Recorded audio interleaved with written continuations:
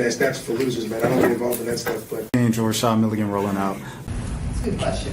Brandon, Yeah, you want one quick question? we can't ask Rashad questions. Hey, Rashad. Oh, yo. What is going on? My name is Rashad. I'm in the zone and you is with me. Gotta keep it going off the top with the my name is Rashad Milligan. This is the Road to 5K Subs. If you are new to the channel, yeah. Basketball weekend. It's basketball weekend. I'm just touch on basketball real quick so I can kind of cover my bases because I'm gonna be talking about a whole bunch of other stuff that isn't basketball today. Nikola Jokic, 30 points. Wait, hold on. Let me get the exact stats. Hold on, let's pull this up. Jokic had like 30, 20, and 20. But what type of 20 and 20 was it? Was it like 21 rebounds and 22 assists? It was something like that, bro. It was crazy. Let me see. All right, there we go. Yeah, Jokic had in 45 minutes, 31 points, 22 assists, and 21 rebounds, bro. Like, come on, dude. Come on, dude. He's crazy, man. He crazy, bro. And it's like, he's at back-to-back right now. So this will be three-peat, if I'm not mistaken, or it'll be like 4 of the last 5 or 3 of the last 4 because I know Embiid got it 1 year. But Jokic is on a crazy run, bro. And he won a title. He's got a title on this year's belt already. So it's not just individual accolades. And this team, I don't know if this team is necessarily just as great as, I'm saying the championship team. I think Jamal Murray's regressed a little bit. I think Aaron Gordon, due to injuries, regressed a little bit. Obviously, last night, Aaron Gordon had a great game. I think he went like 5 for 5 or starting out from 3 for the night. He ended up with 27 points in 39 minutes. Murray had 19 points. I think that's good enough when your best player has 30, 20, and 20. Michael Porter Jr. and MPJ, 16 points. That's kind of what you want from him in that mid-range of production level. Russell Westbrook, double digits as well. How many players in double digits? 1, Peyton Watson, Russell Westbrook. Christian Braun had 25, 5 and 5. Okay, Christian Braun. Jamal Murray was in double digits. Jokic, obviously, double digits. MPJ, double digits. So they had 7 players in double digits, bro. Everybody eats when you play with Nikola Jokic. This is crazy. And they won in overtime by 8 points. But if anything, maybe this is a positive sign for the Suns that they fought hard with one of the better teams in the league. Bobo, you got to give us more than this. 14 minutes, 5 points, 5 rebounds. If you're supposed to be the slept on one who doesn't get the playing time and doesn't get the opportunity that people say you don't, you have to step up more in games like this, bro. Against your former team too. Nick Richards, a solid 18 and 5. Book, of course, 34, 7 and 6. And then KD did his thing too. Mason Plumlee, 18 and 11 off the bench. That's very solid. Very solid. I'm just box score watching with this. And then in Unrivaled, we had the Rose win last night. They clinched the playoff spot. I don't know if they clinched this playoff spot before last night. I missed the game because I was on a flight.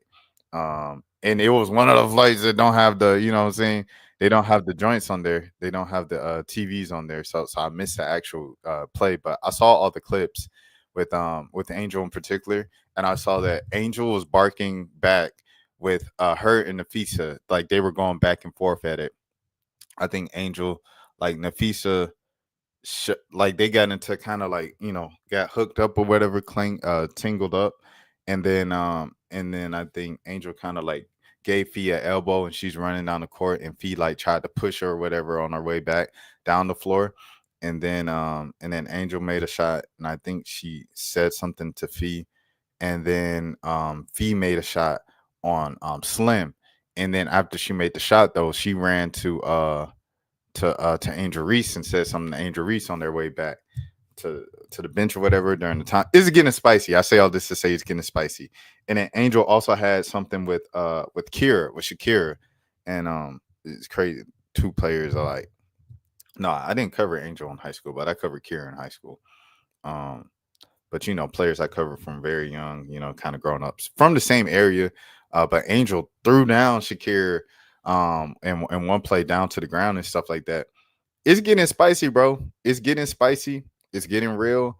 We're headed to the playoffs and Unrivaled and stuff like that. So it's getting real over there. It's real hoops. You know, they're kind of cutting down on the season at the same time as March Madness. And I think they're going to continue to kind of garner the same type of attention just because the games are so good. The drama's ramping up. And you have to give this credit to Angel Reese, bro. Um, every situation, every new level, every new challenge, she might start off struggling and trying to figure it out. Once she figures it out, she figures it out. And she's a legitimate good basketball player. She's been tested at every level now. She's been tested at Maryland, been tested at LSU, been tested at the beginning of her rookie season versus the end of her rookie season with the Chicago Sky, beginning of Unrivaled versus how she looks now in Unrivaled. She's figured it out. 3-on-3 full court. Okay, that might be a struggle, even though Angel Reese has shown guard like abilities in the past and stuff like that at LSU and stuff like that, bringing up the ball and doing what she does. At the same time, uh, you know, finishing is an issue, has been an issue with the Chicago Sky. And since beyond the Chicago Sky, dating back to college, it was always the limiting range of her jump shot and a consistent jumper. And she seems like she's figured out a jumper that's good enough to get by it Unrivaled. And more importantly, her finishing at the rim has improved so much since the beginning of this league. And that's something that I really want people to point out because she sits down with Lisa Leslie. It's kind of like with La Roche, right? Like off the court, she had La Roche on the podcast and she was like, what do you want to see me do with fashion? He's like, put on more clothes. And it's like, oh, okay, all right, so I'll have to do this and do that. And that might have changed Angel Reese's entire thing off the court, right? And might have brought her brand up to another level in the world of fashion where she's, one of the Met Gala people now and stuff like that, board members and stuff like that for 2025. And then you think about on the court, she has Lisa Leslie. What do you want me to add to your game? First of all, credit to Angel Reese for asking the right questions. I don't know if it's her producers coming up with these questions or if it's her coming up with these questions or a combination of both. But both of these questions and the answers that she received from them, I believe, are the things that it's stuff like that that's going to take her career to the next level. And when Lisa Leslie said you have to work on finishing your layups, you have to work on finishing around the rim, and she went out and did that, or it looks like she's doing that. And these highlights and these clips, like I said, I didn't get a chance to watch the full game live last night because I was on the flight. But in these highlights, you can even tell from the highlights, most of the layups are just first attempt layups. There's no putbacks. There's no miss a shot, get the rebound, miss another shot, get the rebound, and then make it, and then foul, and then you guys are screaming and it's none of that. It's just in transition, you get the ball, play two-on-one game, and then you put up the layup, and she makes it. And so her finishing is getting much better at the rim. She's becoming a more efficient offensive player and stuff like that. You already know what she brought on the defensive end and on the boards. She's becoming a very, very dangerous player, and she was already, one of the better post players in the league as an all-star, and stuff like that. So I don't know. It's like when people talk about Angel Reese, it's just like you obviously don't follow basketball. But yeah, she's a pretty good player, man. Pretty good player. And young player, only going to get better. And it seems like she's open to getting better, open to the criticism. I think I don't want to say needed, but I think it did help a lot to have that spotlight placed on her at LSU and get ridiculed the way that she got ridiculed, because now I feel like she kind of got the period of where the criticism to you, it goes beyond kind of like being hurt or being on the defensive when somebody says something mean to you, and you get to, okay, where can I get the constructive critiques out of this kind of what you would think would be a hateful narrative or a hateful statement, and how can I use that to really work on my game and improve? And I think she's at that part of the spectrum, and she's like really getting better and stuff like that. So salute to Angel Reese on that. I don't know, just want to salute her on that growth and everything. That's Angel Reese. She was 8 of 16, so she was 50% from the field last night. What else do I want to talk about? Okay, I guess I will go to this now. The Doechii joint, right? So Doechii, she went viral yesterday for a clip of her on Hot Ones with her DJ Miss Milan, and they were just talking about what are my red flags with dating, and she said her red flags with dating was being a straight man. and this caused up like just a bunch of controversy. And a woman in particular was like, what did she say? She said, hold on, I'm gonna stop sharing the screen. She said in particular, can we just have someone normal represent us, I guess, as in black woman or black people and stuff like that? Because Doechii's kind of like the latest black it girl in Hollywood and entertainment and Hollywood and stuff like that. And my response to that is you just look at creatives, and creatives are naturally weird people because they see the world through a different lens. It's like to be creative, you have to think in a way that people don't think. Most people, most normal people think or operate. When you think of Erica Badu, she's very eccentric. It's very just like, oh, Grand Rising, you know what I'm saying? It's very like the soap, the moon, the stars, the grass. And it's like, okay, all right, you okay? You know what I'm saying? Like, that's just who creatives are. A lot of people, there's a YouTube video that's titled like theater kids are saving the music industry. Thank you. Or you're welcome or something like that. And you think about how dramatic Doechii is. She's obviously a theater kid. Like when she performs, like the amount of the over performance she does. So it comes across to the crowd that she's doing kind of like the right amount of energy and the right amount of stuff. That all comes from theater class and stuff like that. And it's the same thing with Tyler the Creator, of how he does a lot. It's like, steps like this, or even when he raps, if he'll rap something that's like, say pudding, but he'll call it, and he talked about this in his interview in 2018 with Gerard Carmichael talking about Flower Boy, right? When he was talking about rose-colored cheeks and the so-and-so, like to describe pudding, he'll say like um but the pudgy substance of the but you know what I'm saying? Something like different, like the dessert and the sweet of the pudgies. He'll say it in a different way. And it's something that's so dramatic when you could have just said, uh, I got a bowl of pudding, or what I'm saying, I got a pouch of pudding and I put it in my bag and I go to class and I do it. You know what I'm saying? You could say something like that versus this liquidy substance that's packaged in a plastic container. You know what I'm saying? It's like,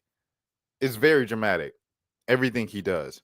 But the dramatics just show how much he really puts into it. And same thing, you know what I'm saying? Even with Drake. Even with Drake, we can say a lot about Drake and, oh, it comes across as corny, woo woo, da da da da. I'd rather Drake be corny and show that he tries than act like he doesn't care and not try, bro. I'm all for people being cringe. I'm all for people being cringe, coming off corny, because it's like life is literally too short. And I think the most innovative ideas and creativity comes out of the risk of coming across as cringe or corny or weird. So it's like Doechii saying this and Doechii acting the way she acts. And y'all say, can we just have a normal black person represent us? Or can we just have a normal black girl represent black women? It's never existed. Like there's never been a normal, innovative, genre bending, genre shifting, culture forward pushing, thinking, creative. Missy Elliott, Sierra, Beyonce. If you look at Beyonce's Instagram, she's pretty weird. It's like, what the heck is this woman thinking about? Like, it's like she'll post like, remember, I haven't been on Instagram in a little minute, but like I remember when I was a few years ago with Beyonce, and Beyonce's Instagram was like literally her in like a empty skating rink, and it'll be like a montage of just photos, and she'll just be and the music will be like it was weird. Like, and people just kind of let it fly, I guess, because it was Beyonce, but it was really weird. Like Donald Glover, you guys know how weird he is, and one of the more innovative people in it and stuff like that. I don't know. I think I follow a lot of artists, a lot of underground artists, and a lot of the most innovative artists, like the artists, because Earl Sweatshirt said the real innovation, real creativity, the real change starts in the underground. The mainstream kind of just poaches from the underground, what's popping in the underground, stuff like that. So I follow a lot of underground artists and stuff like that, independent artists, people doing some really dope stuff, making crazy videos on a limited budget, all of those things. And what did I want to say with that? What did I want to say with that? What I wanted to say with that was, hold on. I'm sorry, I got thrown off. It always throws me off with the little iMessage thing, and I'm like, okay, but it was, okay. Let me go back. It always throws me off. I forgot my point. I'm not even gonna hold you. I forgot my point. But I'm saying all this to say that, oh yes, underground artists, independent artists. So I follow them on social media, and at some points they just go on rants and tangents about like nothing. And you're like, is this person okay? And you might reach out to them and be like, yo, you good? Or like, hey, like, hope you're doing well. And they'll be like, oh, I love you, man. Like, thank you. And then they'll like might continue to rant or be like, just because I went on this rant doesn't mean that I'm not okay. I'm okay. And it's like, I don't know. I say all this to say creatives are weird people, bro. Regardless. And I think the best creatives, the more innovative you are, your mind has to think on a different frequency than what is considered the societal norm. Because if you thought in the box of what the societal norm is, then you won't create anything that the world hasn't seen before. And so that's why I'm like, you guys are mad at Doechii for not being normal. Everybody great and everybody that takes stuff to the next level isn't normal. Like Kobe, we can go to sports, right? You think about Kobe Bryant, Michael Jordan, LeBron James, those dudes aren't normal. Like LeBron, you know what I'm saying? When Dwayne Wade was telling the story of him with the Miami Heat, he goes to sleep at a certain time. He takes a nap at a certain time. He has a certain routine. On the plane, every time on the plane we go to a different game, Brian asks, where are my cookies? Where are my cookies at? I need my cookies. Every single time at a specific hour on the flight, on the way to the next destination, on the way to the next game.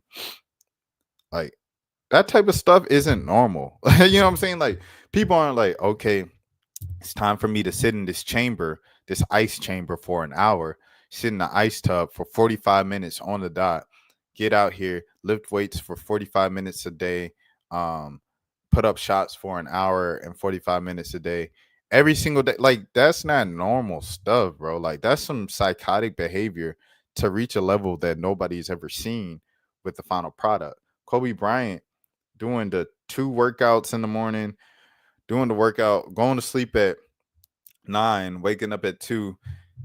Excuse me. Getting to the Lakers practice facility at 3 a.m., working out from 3 a.m. to 5 a.m., going back home, showering, eating breakfast, taking his kids to school, and then going back to practice from 8 a.m. to 10 a.m. No, working out from 8 a.m. to 10 a.m., doing practice from 10 a.m. to 12 p.m., then going home, taking a break, taking a nap from 12 to 2 p.m., and then going back for another shoot around from 4 to 6 p.m. Like, that stuff is not normal, bro. Like, that's some psychotic behavior. But I think you have to think outside of something that is considered the norm to be beyond normal. It's just kind of, I don't know. It makes sense to me. So I don't know why people are getting mad at Doechii for not being a normal person.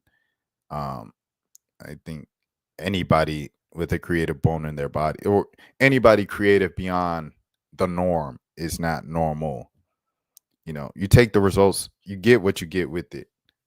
You know what I'm saying? Like, with this person, they might create something that you're like, how does your brain even think of that? And then on the outside, they might do something where you're like, how does your brain even correlate the two? Like, it doesn't make sense. It just is what it. Michael Jackson. I'm kind of leave it at that, but Michael Jackson, bro, I think it's a prime example of a creative that doesn't think in the norm and is who he is. So it is what it is. I did want to touch on the Halle Bailey and DDG situation. Very briefly, because I wanted to get into more in depth with some people who actually know about parenthood. I don't have kids, so I don't know anything about this. You know what I'm saying? Like, I hate when people are like, man, yeah, DDG need to do this and he need to do. Like, you don't even have kids. You know what I'm saying? So how you gonna tell us what's up? And I will give the background bias and stuff like that. I am a follower, a longtime follower of DDG, a longtime supporter of DDG, subscriber, et cetera, et cetera. And I'm also a supporter of Halle because she's from Atlanta and stuff like that. She's from the Atlanta area. I believe they're from like Dunwoody or something like that. Her and her sister and their family and stuff. And they grew up, on Tyler Perry Productions. That's some over there by Greenbrier, on the west side and stuff like that. You know what I'm saying? So they are Atlanta through, all the way up through their careers and stuff. So I'm also a fan of Halle. But I'll probably say I probably side a little more with DDG on stuff just because I followed him, like, kind of intense. And I met him more. I've interviewed him twice. Halle, I've only met her, I believe, once. I've probably seen her and her sister perform when they were kids at some Atlanta thing. Like, I don't know. I don't know where they would perform, but I probably seen them somewhere as kids. Just like Lotto. Like, I've seen Lotto perform on her come up around the city just because, like, she was trying to be a rapper for so long. But getting back to the topic, I'm aware of DDG more. So I'll say this, man. With the situation that it looks like, I know DDG has gone out of his way to not throw dirt on Halle's name. Like, he's gone out of his way to say, don't attack Halle. When he had his homeboys or his cousins or whatever like that on Kai's stream said, yo, have you checked Twitter? It really bounced back on her. He said, shh, because he knew he was on camera. He knew he was on stream. So that might be the way that he talks about Halle and everything like that, away from it, off stream, off camera and stuff like that. But on camera, on the internet, everything like that in public, he never talks down on her. Last night was the first time that he has publicly and consistently doubled down. He tweeted, he went live, and he knew the clips was going to be clipped up and go. He knew what it was going to do because he knows who he is. He's been on the internet for a long time. That he's done that. And he said he believes it was his last opportunity and chance. Me personally, seeing battles with my uncles and my own personal family and immediate family situations and stuff like that, I've seen people, how do you say this?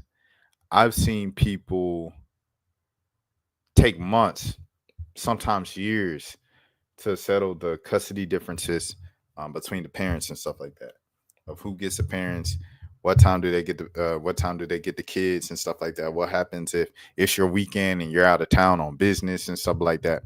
And I would assume that it's a little more complicated with two celebrities because the schedules are so hectic and you probably don't know what you're doing until like the day before or something like that, if you're even going to be available. And yeah. And then the money involved, like, should DDG have to pay a child support? You know what I'm saying? If they both make millions, like, like, Holly's in a lot of movies. She wasn't just in the Little Mermaid. She was also in Color Purple, and she's in a bunch of other movies and stuff like that. So she's making a lot of money. And then you got to think about all the residuals that she probably gets from just the Chloe and Halle days. A lot of people are looking at her singles and her solo artist career and stuff like that. All of those numbers, but you have to consider the fact that Chloe and Halle still probably get streamed and make money from that and stuff like that, from all those plays and streams and stuff like that from that era. So, I'm saying this to say she's well off. I believe she's well off. DDG is obviously well off because he's a little more loud with his stuff. And Holly's on Snapchat as well. And DDG said that he makes more money on Snapchat than any other social media platform. So I know that Holly's making a bag off of Snapchat as well. Anyways, regardless, getting back to it. They both have money. They both have hectic schedules. How do you break that up? All of this stuff, it's probably going to take a little while for the judge to kind of come to a certain thing. And that's what DDG was trying to avoid. Like he said in the video, now I got to go to court. I don't want to go to court and do all of this just to see my son. That's what he said. And I believe him. I believe him because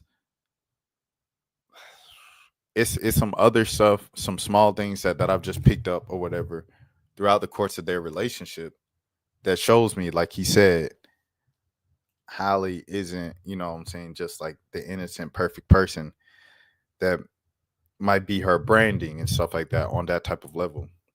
Which her fans say as well, which is crazy. It's like her fans say this themselves.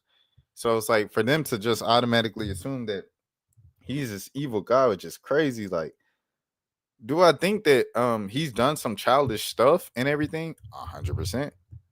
But I think she's also moved childish as well. Like, so I don't think there's anybody that's like this person is above the other. I think they both kind of moved in a crazy way.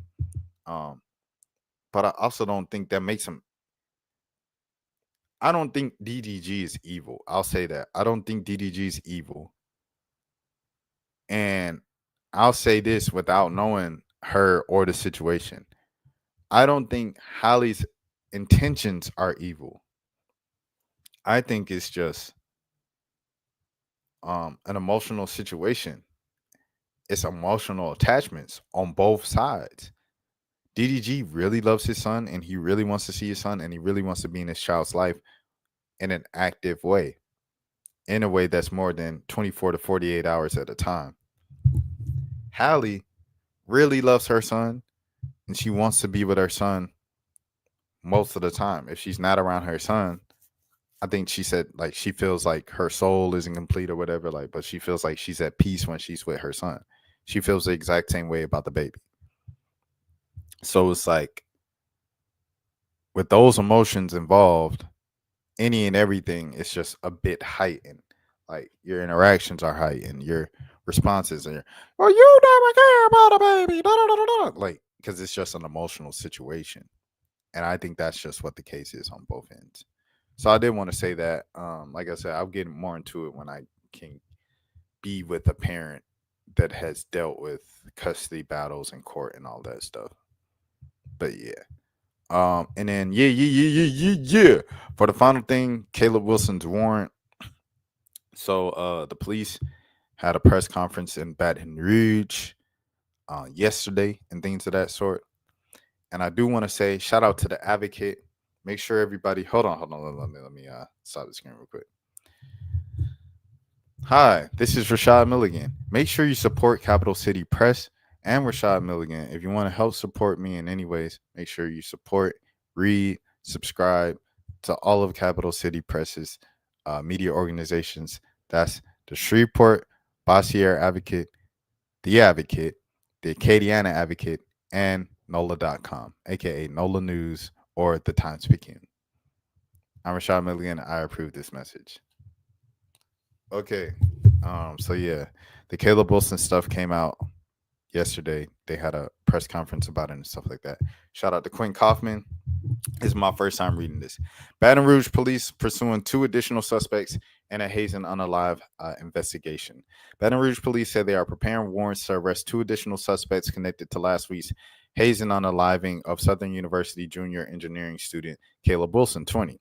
Police Chief Thomas Morris Jr. said during a Friday morning news press conference the 2 suspects are expected to turn themselves in. Additional warrants can't be ruled out, Morris told reporters. Nothing remains more than an active, ongoing investigation involving his department, the East Baton Rouge District Attorney's Office, with cooperation from Southern University. Late Thursday, former Southern University student Caleb McCray, 23, surrendered to the Baton Rouge police.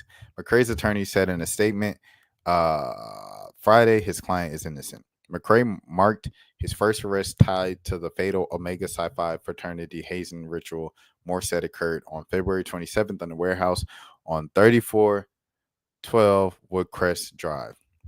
McCray was booked into the East Baton Rouge Parish Jail Thursday night on 1 count of each manslaughter and hazing. McCray made his initial court appearance Friday afternoon, where his bond was set at $100,000, according to his attorney. I maintain my client's innocence and urge the public to withhold rushing to judgment until all the evidence has been heard, McCray's defense attorney, Philip Robinson, said. Moore said Friday Wilson's unalive was a direct result of being punched while pledging to join the Mega Psi Phi. The police chief said McCray's arrest and additional anticipated arrests in the case are a result of around-the-clock work by law enforcement that including questioning more than a dozen people, Dennis Shields, president of Southern University, said at a news conference that the Omega Psi fraternity was ordered to cease all activities at the university. In addition, all campus, club, and Greek life recruiting has been suspended by the university through the academic year, Shields said. University officials are conducting an internal investigation of Wilson's unalive, and Shields made clear that the student groups face the prospect of discipline, and it's possible that some students could be expelled. On February 27th, Wilson, a Kenner native and former trumpet player in Southern's famed Human Jukebox Marching Band, and 8 other Omega Psi pledges lined up in order of height for fraternity. Oh, they got details for fraternity ritual that took place inside the Woodcrest Drive warehouse just south of Greenwell Springs Road. The pledges were brought into the building and were forced to change into gray sweatsuits. McCrae and the other 2 suspects took turns punching them in the chest using a pair of black boxing gloves, according to McCrae's arrest warrant affidavit. Each pledge absorbed 4 punches from fraternity members, imposing the rite of passage. Authorities said each punch represented one of the fraternity's 4 cardinal principles: manhood, scholarship, perseverance, and uplift. Jeez. Investigators were told neither Omega Psi Phi members nor pledges were allowed to bring cell phones inside the Woodcrest Drive warehouse during the pledging ritual, a source close to the investigation said. According to his arrest affidavit, McCrae delivered the final blow before Wilson collapsed to the floor and began having a seizure. Fraternity members did not call 911 after Wilson experienced a medical episode and waited to bring him to a local hospital, sources said. An autopsy report mentioned that arrest affidavit revealed a small bruise to the right side of Wilson's chest. Wilson's full autopsy report is not yet complete. Baton Rouge Coroner's Office of Chief Investigation Shane Tyndale said Friday afternoon. The cause and manner of his unaliving remained undetermined pending additional tests, Tyndall said. Moore said Wilson was taken to the Baton Rouge General Bubonic hospital by a group of friends, and police were called there at about 2:40 a.m. on February 27th. Before leaving the hospital, the friends said that they had been playing basketball with Wilson at a Baton Rouge park, the police chief said. In Louisiana, hazing can be a felony under Max Groover Act, which passed in 2018 and named after LSU Phi Delta Theta fraternity member who died who was unalive in a hazing incident in 2017. Louisiana's anti-hazing law prohibits hazing regardless of the targeted person voluntarily allowed it. Violators faced up to $1,000 fine and 6 months behind bars. If a person hazing is unalive or seriously injured, penalties face up to a $10,000 fine and 5 years in prison. The increased penalties also apply if hazing involves coarse alcohol consumption that leaves the victim's blood alcohol concentration at or above 0.30%. A manslaughter conviction can lead up to 40 years in prison. The Woodcrest Drive warehouse is being leased by Todd Smith, the owner of the California Hardwood Floors.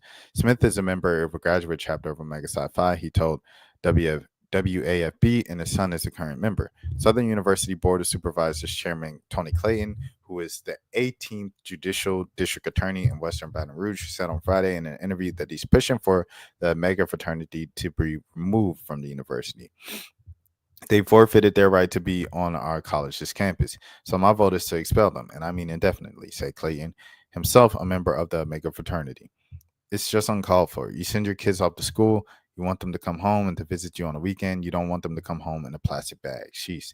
2005, Omega Psi Phi kicked off Southern's Baton Rouge campus. Archives from the Advocate, the Times-Picayune show.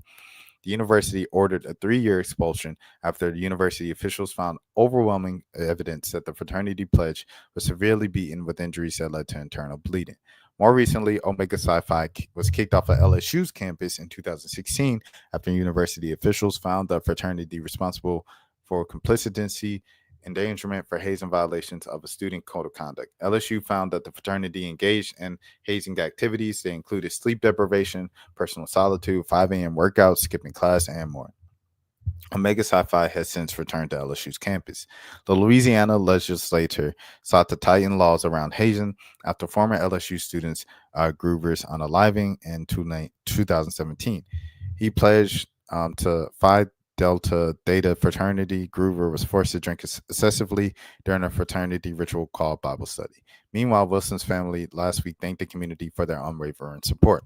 The former Southern student father, Corey Wilson, has worked 35 years as a deputy at the Jefferson Parish Sheriff's Office. The elder Wilson also worked as security details for the New Orleans Saints and for New Orleans Pelicans owner Gail Benson.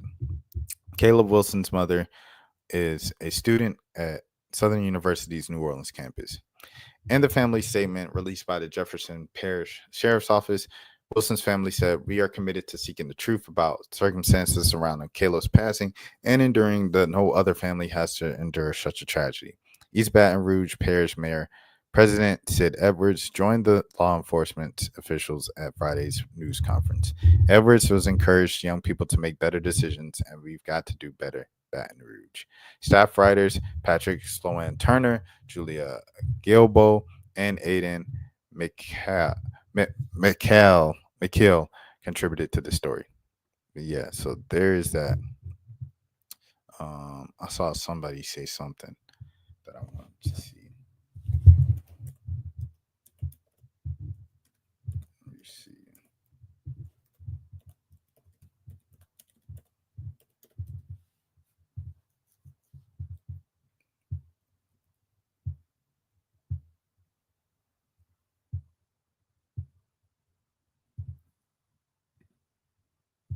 What?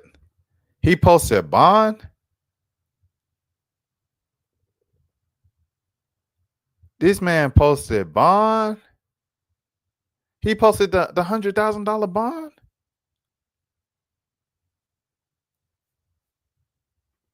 All right, bro. All right, man. Well, that's the latest in the Caleb Wilson story. Rest in peace, Caleb Wilson. Say his name, Caleb Wilson. Praise up to the family. Praise up to any families going through a tragedy right now. Things of that sort. My name is Rashad Milling. As always, this is the Road to 5K subs. If you're new to the channel, until next time, please take care of. That's for losers, man. I don't get involved in that stuff, but. Angel Rashad Milligan rolling out. Good question. We can't ask Rashad questions. Hey, Rashad.